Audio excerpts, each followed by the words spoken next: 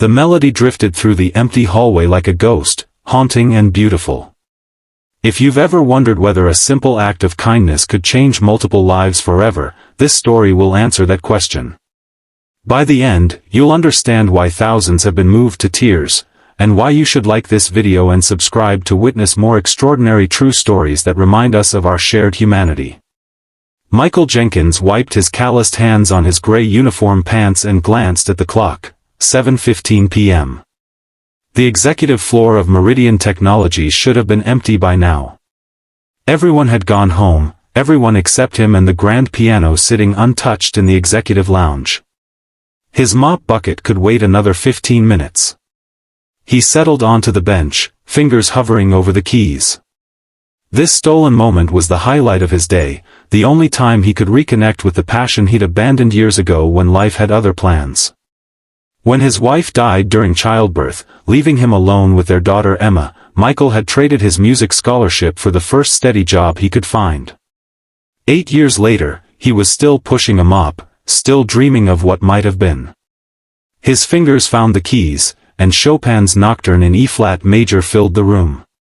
He closed his eyes, letting the music wash away the day's fatigue. "That's beautiful," came a small voice from the doorway. Michael's hands froze mid-chord. A little girl stood there, maybe 9 or 10 years old, her unseeing eyes directed slightly past him, a white cane in her hand. "I'm sorry," he stammered, rising quickly. "I shouldn't be." "Please don't stop," she said. "I've been listening to you play every Thursday for 3 weeks now." Michael blinked in surprise. "You have?" The girl nodded, her face lighting up. "My mom works late on Thursdays. I wait in her office, but I can hear the piano through the vents. Today I decided to find where it was coming from." "I'm Michael," he said, watching as she carefully made her way toward the sound of his voice. "I'm the janitor here." "I'm Lily," she replied, extending her hand in his general direction. "I'm blind, in case you hadn't noticed." Michael couldn't help but smile at her directness. "Would you like to sit down?" he asked, guiding her to the bench. "Can you teach me something?" Lily asked, her fingers already exploring the smooth ivory keys. "I'm not really a teacher," Michael began, but the hope in her expression stopped his protest. "But I guess I could show you a simple melody." What Michael couldn't know, was that just outside the partially open door, Katherine Chen, CEO of Meridian Technologies and one of the most powerful women in the tech industry, stood frozen in place, her hand covering her mouth. She had come looking for her daughter, worried when Lily wasn't in her office where she was supposed to wait. The sound of the piano had led her here, but it was the sight of her daughter sitting beside the janitor, laughing as he guided her fingers over the keys, that kept her rooted to the spot. Katherine had raised Lily alone since her husband left them shortly after Lily's diagnosis of congenital blindness. Between building her company and caring for a child with special needs, Katherine had little time for anything else, certainly not for the piano lessons Lily had been begging for. "My dad used to play this for me," Michael was saying, demonstrating a simple melody. "It was the first thing he taught me." "Was he a famous pianist?" Lily asked. Michael laughed. "No, just a factory worker who loved music. He saved for years to buy our upright piano. My mom says we don't have room for a piano in our apartment," Lily said, her fingers tentatively finding the notes. "Plus, she says it's hard to find teachers who know how to teach blind students." "Well, there are ways," Michael said. "My daughter Emma is learning violin, and her teacher says music is more about feeling than seeing anyway." "You have a daughter?" Lily asked, brightening. "How old is she?" 8. "Just a bit younger than you, I'm guessing." "I'm 9, Lily confirmed." "Does she go to school while you work?" A shadow crossed Michael's face. "She's with my sister during the day. After school, she comes here and does homework in the maintenance office until my shift ends." Katherine felt a pang in her chest. She recognized the struggle in his voice, the same one she felt every day trying to balance work and parenthood. For the next half hour, Katherine watched as this janitor, this stranger, connected with her daughter in a way she hadn't seen before. Lily was laughing, focused, her face animated as she successfully played a simple tune. "That's it," Michael encouraged. "You're a natural, Lily. Can we do this again next Thursday?" Lily asked eagerly. Michael hesitated, glancing at his abandoned cleaning cart. "I really shouldn't be playing the piano during work hours. Please." Lily's voice held such hope that Katherine found herself silently urging him to say yes. "All right," Michael agreed. "Same time next week. But it'll be our secret, okay?"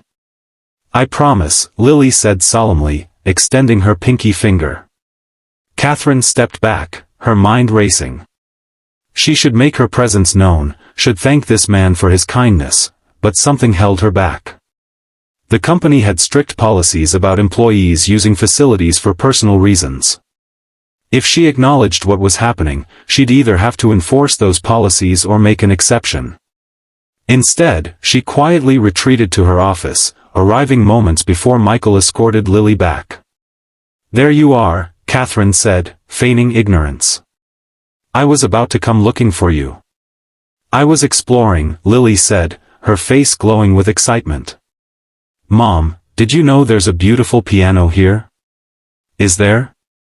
Katherine replied, catching Michael's nervous glance. "I rarely go into the lounge. Mr. Jenkins showed me how to play a song," Lily continued, oblivious to the tension. "Jenkins?" Katherine asked, looking at him directly for perhaps the first time. "Michael Jenkins, ma'am," he said, extending his hand automatically before withdrawing it, seeming to remember his place. "I'm on the evening maintenance staff." "Thank you for looking after Lily, Mr. Jenkins," Katherine said formally. "I hope she wasn't disturbing your work." "Not at all, Miss Chen," he replied, his eyes dropping to the floor. "She's a wonderful girl." After he left, Lily couldn't stop talking about the piano and Mr. Jenkins, and how he had promised to teach her more next week. "He has a daughter my age, Mom," Lily said as they drove home. "Her name is Emma. Maybe we could have a playdate sometime?" Katherine made a non-committal sound, her mind still processing what she had witnessed. The janitor clearly had talent, his Chopin had been played with the skill of someone with years of training. What was his story? And why did she feel so conflicted about what had transpired? The following Thursday, Katherine arranged to leave her office early, telling her assistant she had a meeting. Instead, she positioned herself near the executive lounge, waiting. Sure enough, at precisely 7:15, Michael Jenkins appeared with his cleaning cart. This time, he wasn't alone. A small girl with his same warm brown eyes and curly hair trailed behind him, clutching a violin case. "Are we really allowed to be here, Dad?" the girl asked, looking around nervously at the expensive furnishings. "It's okay, Emma," Michael assured her. "We'll just stay a little while. I thought maybe you could practice here instead of the echoing maintenance room." Katherine watched as he helped his daughter set up her music stand. The girl began to play, a simple etude, played with the halting confidence of a beginner. Michael offered gentle corrections, his patience evident in every word. A few minutes later, Lily appeared, using her cane to navigate the hallway she had memorized from the previous week. "Lily." Michael greeted her warmly. "There's someone I'd like you to meet. This is my daughter, Emma." The two girls sized each other up in the way children do, Emma taking in Lily's unseeing eyes, Lily tilting her head to listen to Emma's voice. "Do you really play the violin?" Lily asked. "Yes," Emma replied. "Do you really go to school in a helicopter?" Lily laughed. "No. Who told you that?" "My dad said you're the daughter of the CEO, and I heard some employees saying Miss Chen has a helicopter." "I wish," Lily giggled. "We just have a boring car." Katherine felt her throat tighten as she watched the girls quickly become absorbed in conversation, Michael looking on with a gentle smile. When he moved to the piano and began to play softly, Emma picked up her violin and joined in, creating a spontaneous duet. Lily sat between them, her face rapt with concentration as she absorbed the music. For the next 3 Thursdays, Katherine maintained her secret vigil. She watched as Michael taught Lily simple piano pieces, adapting his teaching methods to work with her blindness. She observed as Emma and Lily became fast friends, the violin and piano duets becoming trios as Lily gained confidence. She listened as Michael shared stories about his late wife, about his abandoned music career, about his struggles to provide for Emma on a janitor's salary. And each time, Katherine told herself she would make her presence known, but each time, she held back, unwilling to disrupt the beautiful connection forming between these 3 souls. On the 5th Thursday, Katherine was detained by an emergency board meeting. By the time she reached the executive floor, it was past 8:30 p.m. She hurried toward the lounge, worried Lily would think she had forgotten her. The music that greeted her stopped her in her tracks. It wasn't the simple melodies of previous weeks. This was Beethoven's Moonlight Sonata, played with such emotion that Katherine found herself leaning against the wall for support. When she peered through the door, she saw Michael at the piano, his eyes closed, lost in the music. Emma sat cross-legged on the floor, her violin in her lap, watching her father with undisguised pride. And Lily, Katherine's heart clenched. Lily was seated beside Michael, her hand resting lightly on his arm, feeling the music through his movements. As the final notes faded, Lily spoke. "That's how Mom used to play it." Michael turned to her in surprise. "Your mother plays piano?" Lily nodded. "Before she got so busy with the company. There's an old recording I listen to sometimes. She played just like you, like the music is coming from inside, not just from the fingers." Katherine couldn't breathe. She had forgotten about that recording, from her college recital, before business school, before Lily, before she became Katherine Chen, CEO, instead of just Katherine. "She must miss it," Michael said quietly. "I think she misses a lot of things," Lily replied with the simple wisdom of children. "She works so hard to take care of me." "That's what parents do," Michael said, gently touching her shoulder. "Your mom sounds like an amazing woman." "She is," Lily said firmly. "Just like your wife must have been amazing." Michael's smile held both sadness and warmth. "She would have loved you, Lily." Katherine stepped back, tears streaming down her face. How had she let this happen? How had she allowed herself to become so consumed by work that her daughter was finding the connection she craved with a stranger? A kind, talented stranger, but a stranger nonetheless. The next day, Katherine did something she hadn't done in years. She left work early. She picked Lily up from school herself, rather than sending her driver. "Mom?" Lily asked in surprise as Katherine guided her to the car. "Is everything okay?" "Everything's fine," Katherine assured her. "I thought we might do something special today." "What about your meetings?" "They can wait."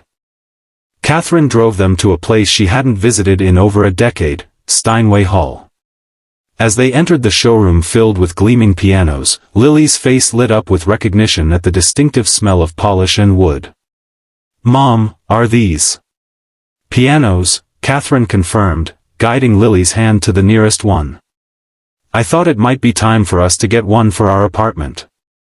Lily's expression was worth every meeting Katherine had cancelled. "Really? But you said we didn't have room." "We'll make room," Katherine promised. As Lily explored the piano with her hands, Katherine approached a sales consultant. "We need a piano," she said, "and I'll also need recommendations for teachers who specialize in working with blind students." Later that evening, as they sat in their apartment waiting for the piano to be delivered, Katherine took a deep breath. "Lily, there's something I need to tell you." She confessed to Lily that she had known about the Thursday piano lessons all along. To her surprise, Lily didn't seem upset by the revelation. "I knew you'd find out eventually," Lily said. "You know everything that happens at Meridian. Why didn't you tell me about Mr. Jenkins?" Lily shrugged. "I thought you might make him stop. He's not supposed to play the piano during work hours, and Emma's not supposed to be there either." Katherine felt a pang of guilt at her daughter's words. Had she really created an environment where Lily felt she needed to hide something that brought her such joy? "Mr. Jenkins is very talented," Katherine said carefully. "He wanted to be a concert pianist," Lily informed her. "But then Emma's mom died, and he had to get a regular job to take care of her." "He told you all this?" Lily nodded. "He says music is better when you share the stories behind it. That's how he teaches me. He tells me what the composer was feeling, and then it's easier to play the right way." Katherine was silent for a moment, thinking. "Would you like to invite Mr. Jenkins and Emma over sometime? Perhaps for dinner?" Lily's face lit up. "Really? You mean it?" "Yes," Katherine said, surprising herself with how much she meant it. "I'd like to thank him properly for being so kind to you." The following Thursday, Katherine left her office early and made her way to the executive lounge. This time, she didn't hide in the hallway. The music stopped abruptly when she entered. Michael stood up so quickly he nearly knocked over the piano bench. Emma froze, her violin bow suspended in mid-air. Only Lily seemed unfazed. "Mom," she called happily. "You're early." "Ms. Chen," Michael began, his face pale. "I can explain." Katherine held up her hand. "Mr. Jenkins, there's no need to explain. I've known about these lessons for some time." His expression shifted from fear to confusion. "You have?" "Yes," she admitted. "I've been observing. What you've done for Lily is extraordinary." Michael glanced at Emma, who was hurriedly packing up her violin. "We didn't mean any harm. I know I shouldn't have been using the facilities." "That's not why I'm here," Katherine interrupted. She turned to Emma with a gentle smile. "You play beautifully, Emma. How long have you been taking lessons?" Emma looked to her father before answering. 2 years, ma'am. Dad trades janitorial services at my teacher's studio for my lessons." Katherine nodded, then turned back to Michael. "Mr. Jenkins, I have a proposition for you." His posture stiffened, as if bracing for bad news. "Meridian Technologies is establishing a music program for employees' children," Katherine continued, the idea forming as she spoke. "We've been looking for someone to direct it. Someone with both musical talent and teaching ability." Michael stared at her. "I don't understand." "I'm offering you a job, Mr. Jenkins. Full-time, with benefits. You'd organize after-school music lessons, weekend workshops, perhaps even performances eventually." "But I don't have credentials," he protested. "I never finished my degree." "You have something more valuable," Katherine said, glancing at Lily, who was listening with rapt attention. "You have the ability to connect with children through music. To adapt your teaching to their needs. I've seen what you've done with Lily in just a few weeks." Michael seemed speechless, looking between Katherine and the children. "There's one more thing," Katherine added. "Lily tells me you're quite the pianist yourself. The company hosts several charity events each year. We typically hire musicians, but having our own in-house talent would be advantageous. You want me to play? Professionally? Consider it part of your new job description," Katherine said with a smile. "If you're interested, that is." Emma tugged at her father's sleeve. "Dad," she whispered loudly, "say yes."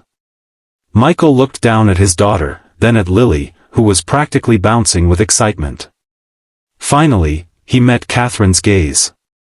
"Why?" he asked simply. Katherine hadn't expected the question. She considered her answer carefully. "Because talent shouldn't be wasted pushing a mop. Because my daughter lights up when she talks about her piano lessons. Because sometimes the right person comes along at exactly the